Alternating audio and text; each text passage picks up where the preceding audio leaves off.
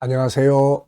김성길 목사와 함께하는 GTS 말씀 묵상 시간입니다. 오늘은 6번째 주간의 넷째 날 묵상입니다. 오늘 묵상의 주제는 주님의 관점으로 세상 보기가 되겠습니다. 같은 사건이라도 내 관점에서 보느냐, 주님의 관점에서 보느냐에 따라서 달라지게 되는 거죠. 가나안 땅 정복하고 온 사람들, 이 정탐하고 온 12명의 정탐꾼들이 그중에 10명은 자기들의 관점에서 그 땅을 보고 설명을 했죠. 그들의 말은 틀린 말이 아닙니다. 다 맞는 말들이에요. 그러나 이것은 자기들의 경험이나 자기들이 알고 있는 지식의 관점에서 설명을 한 거죠. 그 결론은 뭡니까? 결론은 가나안 땅에 들어가지 못한다는 이야기죠. 근데 두 명은 자기들의 지식, 경험 이런 거 다 뛰어넘어서 하나님이 들어가게 하시면 우리는 들어갈 수 있다. 하나님의 관점에서 그 사건을 보는 거죠. 이들의 결론은 빨리 가자 이겁니다. 자, 오늘 우리에게 어떤 사건, 어떤 상황이 있는지 한번 돌아보시고 그 내용을, 그 사건을 내 관점에서만 보면 고민만 많이 하게 되니까 주님의 관점에서 한번 살펴보는 시간 되시기 바랍니다. 자, GTS 묵상은 매일매일의 역동성 있는 신앙생활, 그리고 삶의 현장의 변화와 발전, 우리 아이들은 재능 개발, 또 학습 능력을 키우기 위해서 만들어졌습니다. 이걸 위해서 5, 7, 2의 구조가 들어있어요. 5는 그림이나 사물을 보면서 분석하는 5가지 내용입니다. 이것을 통해서 생각을 많이 하게 되고 생각하는 능력을 키우게 되죠. 7가지 주제는 매일매일의 삶을 이끌어주는 내용입니다. 이 주제를 가지고 살아가면 변화와 발전이 만들어지죠. 이것을 또 한꺼번에 모아서 사용을 하면 우리의 삶을 점검하고 컨설팅하는 중요한 도구가 됩니다. 저는 제일 많이 이걸 사용을 하는 것 같아요. 어떤 일이 있으면 항상 7가지 주제로 체크합니다. 전체 내용 쫙 생각해보고 중요한 것 찾아보고 그 다음에 숨겨져 있는 것들을 생각해보고 하나님의 관점에서 살펴보고 그것과의 관계를 내가 성공하기 위해서 뭐가 필요한지 생각해보고 그 다음에 배운 것, 가진 것 응용해보기, 그 다음에 또 함께 나누기. 자, 이렇게 하면은 아주 훌륭한 컨설팅이 됩니다. 아이들에게는 독서 나눔과 학습 능력 키워주는 도구가 될 수가 있죠. 2는 질문 만들기와 그리고 주님께 묻고 영감 얻는 시간이 되겠습니다. 살아가면서 저는 참 많은 주님과의 소통을 가져왔습니다. 주님 이럴 때 제가 어떻게 해야 될까요? 주님이라면 어떻게 하시겠어요? 여기서 참 많은 답을 얻었고 지혜를 얻었고 영감을 얻었고 확신을 얻었습니다. 이것을 통해서 여기까지 달려왔는데 잘 달려왔다고 생각을 합니다.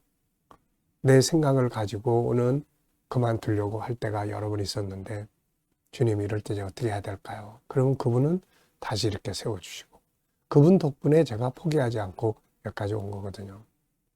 자, 5, 7이 이 좀 잘 사용하시면 참 좋겠어요.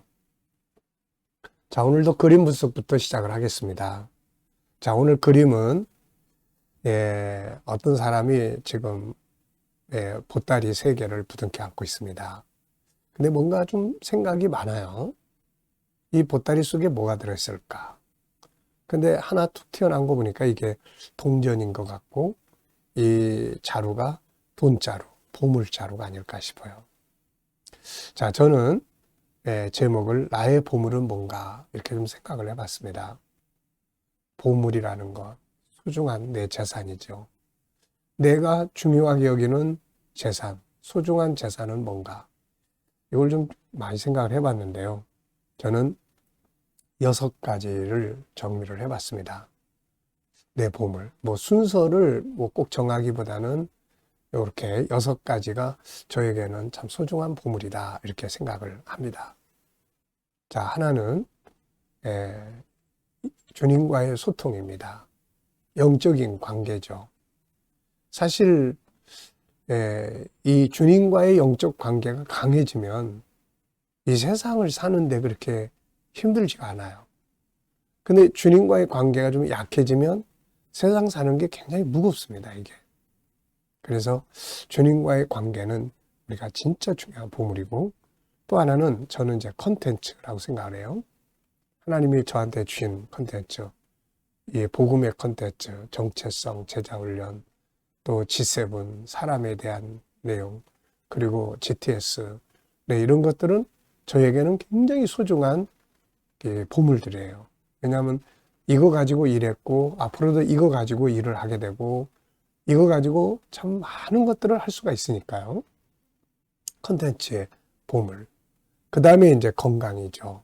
건강이 없으면 일을 하려고 해도 아무리 컨텐츠가 많아도 일할 수 없으니까 건강 관리하는 거에 참 중요하고, 그리고 또 일할 수 있는 환경이나 재정이나 이런 부분들이 또 중요한 보물이다 이렇게 보죠. 그리고 또 이렇게 함께 살아가는 우리 사랑하는 가족들, 그리고 또 함께 일할 수 있는 이 동역자들, 우리 K대면 목사님들, 교회 성도들, 또 나를 사랑하고 또 나와 함께 사명의 역사를 이루어가고 싶어하는 그런 동역자들, 참 이게 소중한 보물들이에요. 이게. 네, 여러분들에게 보물은 무엇인지 오늘 아침 시간에 한번 생각해 보시기 바랍니다. 분석해 보겠습니다. 눈에 보이는 부분은 자루 3개를 안고 있는 사람, 좀 심각한 표정이죠. 그리고 붉은색 자루 3개, 여기서 튀어나온 동전처럼 보이는 것, 그 다음에 글씨, 이 도구, 풍선. 보이지 않는 부분에는 또 뭐가 있을까요? 우선 이 사람이 누군지, 이 주머니 속의 내용물은 뭔지, 자루 속의 내용은 뭔지, 왜 이것을 안고 있는지, 결국은 이걸 가지고 어떻게 이 사람이 됐을지, 이런 것들 다 보이지 않는 부분들이죠. 우리가 뭔가를 발전하기 위해서는 항상 안 보이는 부분에 관심을 두어야 합니다. 자, 그림에서 가장 중요한 것은 무엇이라고 생각하나요? 전 2가지를 적었는데요. 하나는 보물에 대한 올바른 가치를 인식할 줄 아는 거. 네. 그 다음에 또 하나는 이걸 사용할 줄 아는 거죠. 아무리 좋은 보물도 사용을 해야 그게 좋은 결과를 가져오는 거지, 사용하지 않는 보물은 그게 뭐 가지고 있으나 마나가 되는 거죠. 그래서 보물에 대한 올바른 가치 잘 구별을 해야 돼요. 이게 쓰레기를 보물이라고 생각하고 있으면 안 되잖아요. 자, 4번째는 연상법 훈련입니다. 이 그림과 관계된, 이 보물과 관계된 거. 자, 이 그림 한번 먼저 떠올려 보죠. 자루 3개를 안고 있는 사람, 그리고 거기서 튀어나온 동전 하나, 그 다음에 좌측 위쪽으로는 풍선, 도구. 네. 자, 그리고 이제 이 보물과 관계된 말씀들을 저는 한번 생각을 해봤는데요. 골로새서 2장을 보면은 그리스도 예수 안에는 온갖 보화와 지혜가 들어있다. 그래서 예수님이 보물이라는 거죠. 고린도서 4장에서 바울은 내가 질그릇 속에 보화를 가지고 있다. 예수님을 모시고 있다는 것은 보물을 가지고 있다는 거죠. 마태복음 13장은 천국은 밭에 감추인 보화와 같다. 시편 119편 72절에는 내가 모든 금, 은보다 주의 말씀을 더 좋아합니다. 말씀은 보물이죠. 또 계시록 21장 새 예루살렘 성은 다 보물로, 보석으로 만들어진 곳이죠. 자, 이렇게 보물에 대한 말씀들이 성경에도 참 많아요. 네, 무엇을 보물이라고 생각할 거냐. 네, 한번 쭉 생각해 보시기 바랍니다. 아이들과 또 묵상하시는 분들은 여기서 도형이나 각도도 재보고 수 연산도 해보고 그 다음에 또 측정도 해보고 또 규칙도 한번 찾아보고 그 다음에 자료와 그래프도 한번 생각해보는 그런 시간 가져보시기 바랍니다. 자, 상상력 키우기입니다. 이 그림 가운데 두고요. 앞에는 어떤 그림을 그리면 좋을까요? 앞에는 이 사람이 아무것도 없는 상태. 그리고 자루 3개를 얻었고, 그 다음에 이제 이거를 함께 나누면서 행복하게 살아가는 그림을 그려볼 것 같습니다. 자, 미래를 어떻게 살고 싶은가요? 그렇다면 지금 무엇을 해야 할까요? 한번 생각해 보시기 바랍니다. 자, 오늘의 말씀, 이번 주간의 말씀 또 읽어보겠습니다. 형제들아, 너희는 함께 나를 본받으라. 그리고 너희가 우리를 본받은 것처럼 그와 같이 행하는 자들을 눈여겨보라. 내가 여러 번 너희에게 말하였거니와 이제도 눈물을 흘리며 말하노니 여러 사람들이 그리스도의 십자가의 원수로 행하느니라. 그들의 마침은 멸망이요 그들의 신은 배요 그 영광은 그들의 부끄러움에 있고 땅의 일을 생각하는 자라. 그러나 우리의 시민권은 하늘에 있는지라 거기로부터 구원하는 자 곧 주 예수 그리스도를 기다리노니 그는 만물을 자기에게 복종하게 하실 수 있는 자의 역사로 우리의 낮은 몸을 자기 영광의 몸의 형체와 같이 변하게 하시리라. 아멘. 자, 감사한 것 적어 보겠습니다. 어제 하루 어떻게 보내셨는지 한번 또 생각해 보시면서 감사한 것들 적어 보시고요. 오늘 또 하루를 시작합니다. 오늘 하루 시작하면서 감사한 것.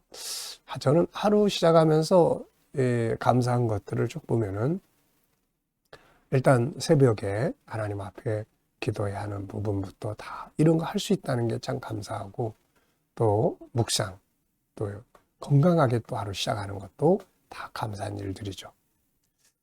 자, 그래서 저는 하루 일과를 쭉 적어보면서 감사하게 생각을 합니다. 미래를 또 생각하시면서 또 감사한 거 적어보시고요. 자, 본문에서 오늘 깨달아지고 오늘 느껴지는 건 무엇인가요? 전 2가지를 적어봤는데요. 하나는 신앙은 배우는 것이다. 신앙은 누군가를 본받는 것이다. 네. 자, 우리가 본받아야 될 사람들이 누굴까요? 우선 가장 중요한 거는 예수 그리스도를 본받는 거고요.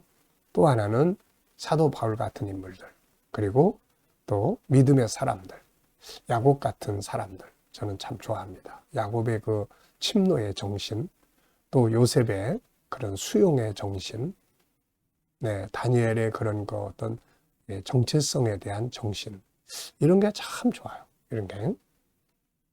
자, 그리고 또 하나는 이제 정체성을 분명하게 갖고 살아야 된다. 정체성이라는 건 자기의 본질, 자기 소속을 말하는 거예요. 자기 역할을 말하는 겁니다. 우리는 하늘에 속한 사람이다. 바울이 분명하게 우리의 시민권은 하늘에 있다. 그러니까 우리는 하늘에 속한 사람들이에요. 그러면 당연히 이제 하늘에 속한 사람은 어떻게 살아야 되는가 하는 이런 질문을 하면서 하늘에 속한 사람답게 살아가는 것이 참 중요한 일이죠. 그리고 이것이 세상을 이기는, 승리하는 비결입니다. 이게. 2번째입니다. 오늘은 주님의 마음을 생각하고 주님의 관점에서 사물을 보는 건데요. 오늘 말씀 속에 나타나고 있는 주님의 마음은 무엇일까요? 자, 이 말씀을 통해서 예수님께서 우리에게 바라시는 것이 있다면 무엇이겠습니까? 저는 주님을 본받아 살아가는 것, 그 다음에 정체성에 맞도록 살아가는 것. 주님은 이런 걸 참 좋아하시지 않을까 싶어요. 그래서 그 밑에 하나님을 오늘 기쁘시게 할 수 있는 방법들이 뭔가? 저는 이것도 역시 2가지를 적어봤습니다. 하나는 뭐든지 다 그냥 내 식대로, 내 생각대로 행동을 하는 것을 하나님 기뻐하지 않죠. 그래서 뭐든지 주님의 관점에서, 주님이라면 관점에서 생각하고 행동하는 것을 기뻐하시죠. 우리가 사울 왕이 다윗을 죽이려고 쫓아다닐 때 외나무 다리에서 만났죠. 굴에서, 외통수에서 딱 걸렸습니다. 그래서 다윗과 함께한 사람들이 다 죽이자고 이야기를 했죠. 그런데 다윗은 그때 주님의 관점에서 이 사건을 한번 보는 거죠. 하나님은 자기가 기름 부은 종을 우리 인간이 해치는 것을 원하시지 않는 거다. 하나님의 관점에서 보면 답이 있어요, 이게. 네. 그러니까, 네, 하나님의 관점에서 보는 것을 하나님 기뻐하신다. 이렇게 생각을 합니다.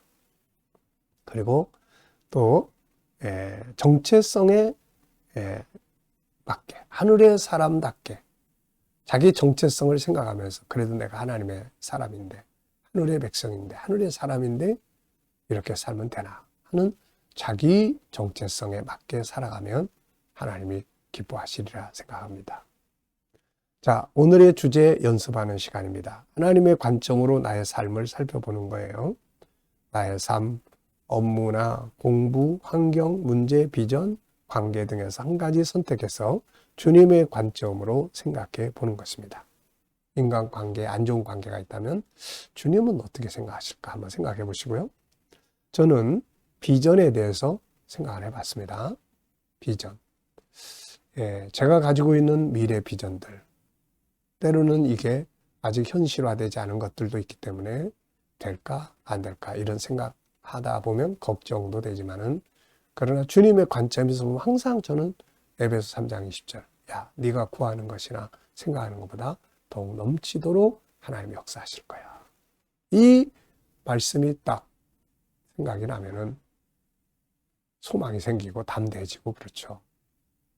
하나님의 관점으로 뭔가를 본다는 건 정말 큰 능력입니다.